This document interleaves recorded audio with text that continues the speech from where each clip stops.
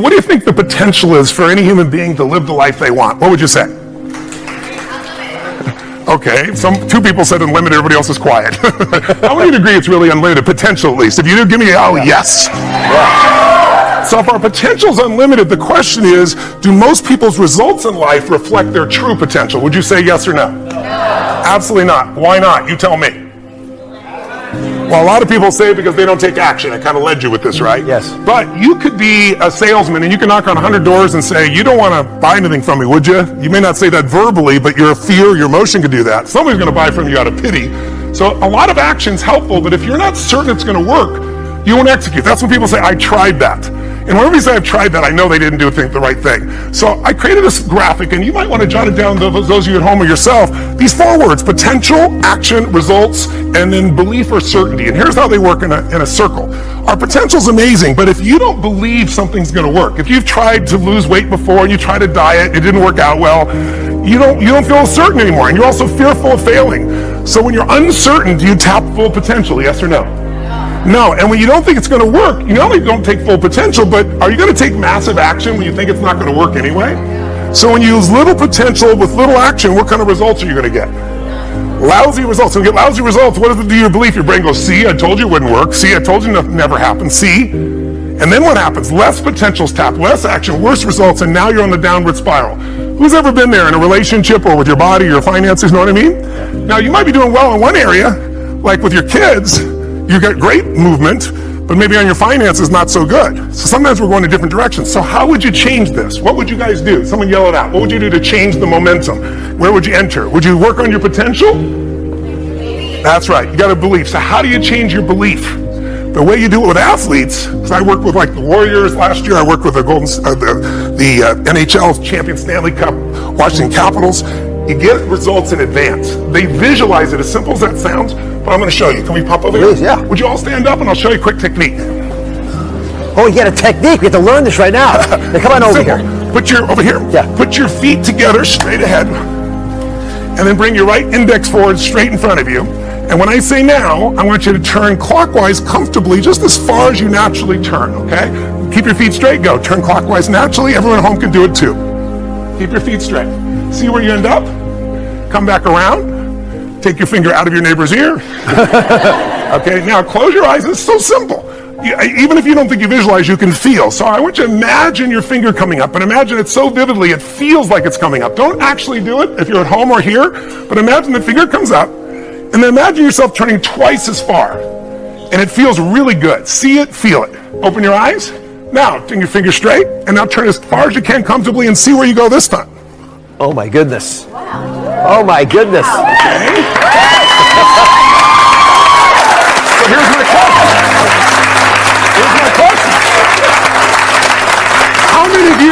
How many of you went significantly further? How many went at least 25% further this time? Okay, go. So here's my quick question. Did you have the potential to turn that far the first time? The potential. Potential, yes. Yes. So why didn't you? Because you have beliefs even about how far you can turn, even though you're unaware of them. So you have beliefs about money, you have beliefs about relationship, you have beliefs about business, you have beliefs about your own beauty or strength. And so the way to change them, this is the simplest way I could show you in 2 minutes, is to condition your mind. Because once the mind is certain, the body will go there. Tell us how your life's better. Okay? I don't know how long the session was. Again, there's no script here, baby. I just want to work with you heart to heart to say one thing. If you want to break through, you have to make new decisions. New choices create a new life. The only thing stopping you is some limiting belief. Some belief about how life should be different or you should be different. Deal with life the way it is. Tell yourself the absolute truth. Don't make it worse than it is. Tell yourself the truth. Deal with it. Get a vision. Get strong. Get a strategy. Get a role model with a strategy and get into action, and then put your focus on taking action every day. Giving, giving, giving. Change your approach. You will get there. Every miracle in the Bible has one thing in common. Just one thing in common. Trust me on this. I've studied it. The only thing in common, every miracle in the Bible begins with a problem. You never see a miracle in the Bible without a problem first. There's a problem and then a miracle.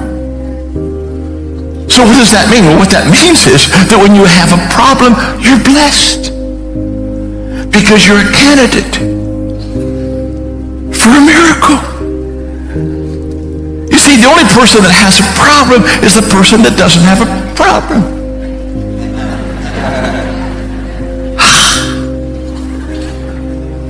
You see, if you have a little problem, you're a candidate for a little miracle. If you got a big problem, you're a candidate for a big miracle. I mean, choose the problem and choose the miracle.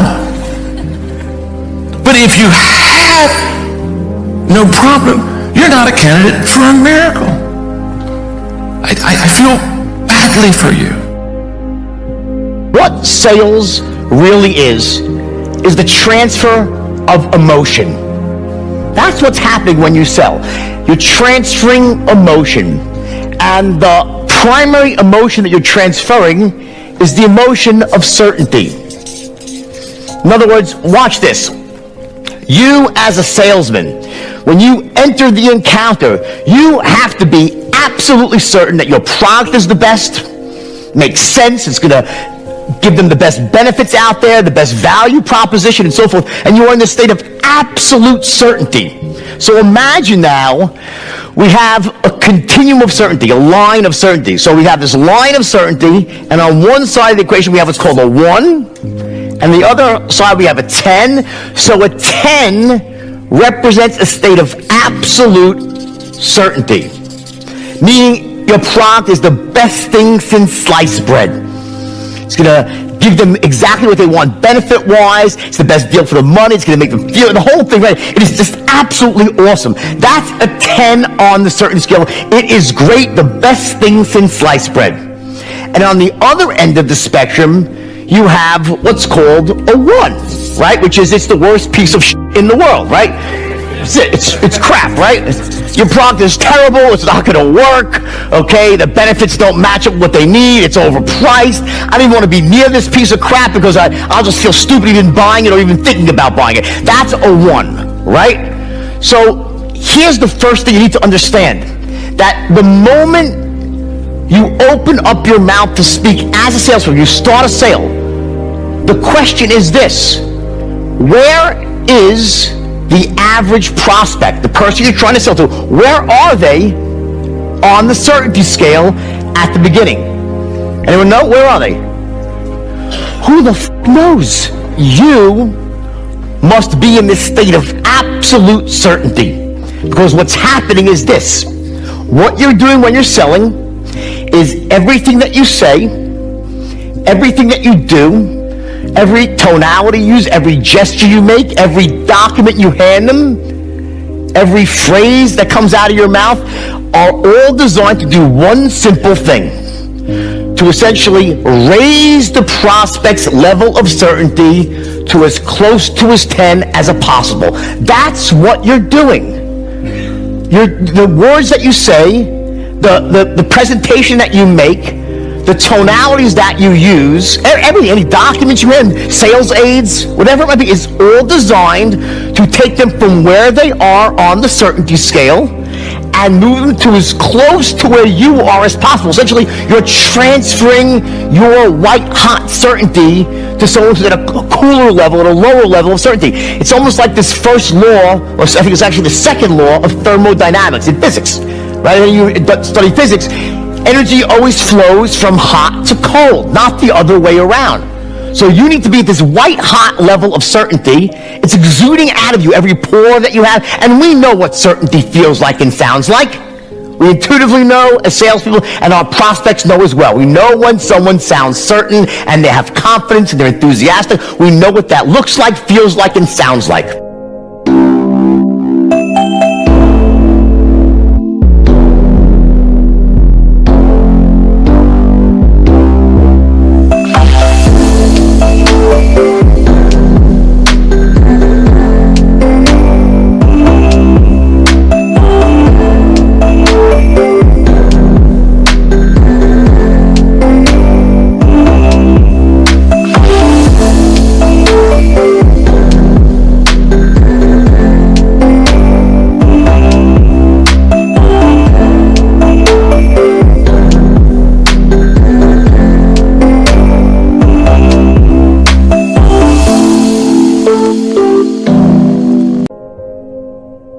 Paulo Coelho, the author of The Alchemist, once said that when you and I turn 23, 24 years old, our brain, something happens to it where we become more logical.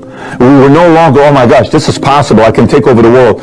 I don't know if I can really take over. It seems kind of impossible if you really think about it. There's no way in the world we can do something like this. So we go into this whole different state of thinking, right? The possibility thinking is not out there. Let me explain to you a little bit more about this. Go back 2011. I'm in my room, in my office in Woodland Hills. Why by Warner Center Marriott? I have made a friend. I have known him for 4 or 5 years. We've done business together. Very smart guy. Loved him. Loved his wife. Good-looking family. Went to Wharton Business School. Sharp as hell. Brilliant guy. He comes to me after meeting at Cheesecake Factory because he says, I'd like to invest. I want you to be the CEO. I want to be your COO president. We go build this company together. I said, great, let's meet.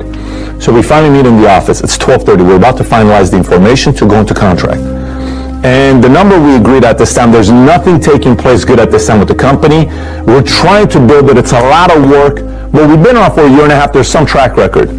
So we come out with this number around $500,000 for 10% of the company. You know what he ends up telling me that night? Here's what he says. He says, you know what, Patrick? I said, what's that?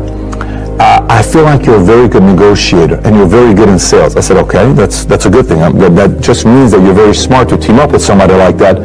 That's a very good salesperson negotiator, because you've told me before that's not your strength. Your strength is more operational and technology. Yes. I said, so do you want to team up with a guy that is opposite strengths to you, who's not in sales and negotiation? I'm trying to understand what you're saying with this. He says, well, I just don't know if I'm going to get the best deal here. I said, let me get this straight. You're getting 10% for only $500,000. And I'm doing this because I want you part of our team. I just think you're selling me. There's some stuff I don't know about. I said, okay, no problem. We went our separate ways. Do you realize if we would have come with that investment, his investment is going to be somewhere between $15 to $20 million today. And he would have excelled. What happened? Wharton Business School, way too logical. Everything was about, well, what if this happens? What if that happens? I could just almost watch him thinking. He went all logical. He didn't see the emotional side. He didn't see the social capital, the vision, what we have going on. And he was afraid because he second-guessed himself. So you know what it's like? Let me explain a little bit deeper for you here so it makes sense to you. When you're 16, you're a girl, you're in high school, 10th grade, 11th grade, someone flirts with you, it's cute, you like it, like, oh my gosh, I think he likes me. It's nice. You share it with your friends. When you're 45, you're single, maybe divorced, and you meet another man, he's divorced. Somewhere, he comes and talks to you. The approach sometimes is different. You know what happens? Here's what happens. Wait a minute. I know what you're trying to do. You're flirting with me, right? Yes. I know what you want. You only care about one thing. You're just trying to get in my pants. I'm sorry, what do you mean? All you want from me is one thing. All men, all they want is one thing. Skeptic. Logical. When you're skeptic, logical, the guy says, eventually I'm hoping I get into your pants, because that's what people, if I like you, like me, we should probably go in the bedroom and have some fun together, right? No, you're not. Yes. What's wrong if I'm flirting with you? I'm trying to woo you and chase you. Sometimes your dreams are flirting with you, but you're not letting your dreams flirt, because all you're doing is saying, I know what you're trying to do with me. You're just trying to get into my pants. Of course your dreams are trying to get into your pants. Your dreams is here. They want to get into here. You're not letting them. You're guarding them so you don't let anybody in. You know what happens when you do that? You live a life with no dreams becoming a reality. Do you really want that life? If you don't want that life, you have to open this up a little bit. And you have to set aside some of the logical thinking, allow for opportunities to come up that get you closer and closer and closer to your dreams.